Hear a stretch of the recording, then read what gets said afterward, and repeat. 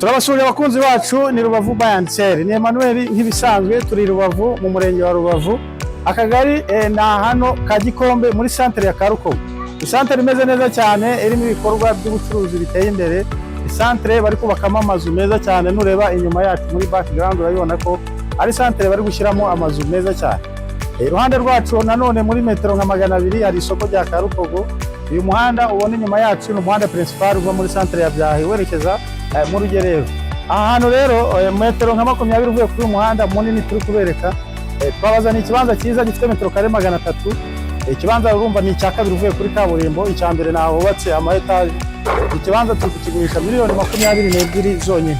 Kiri mu miturire, gifite ubuso 300, ni cyiza, gifite ibyangombwa, kiri ahantu heza cyane wakira inyubako yawe, yaba iyo gukodesha yaba si yo guturamo. Ni heza cyane, ni shwa deal. Duhamagare ukigurire kuri miliyoni 22 zonyine. Deal nziza, video ndende wajya kureba kuri YouTube channel yacu Rubavu Real Estate.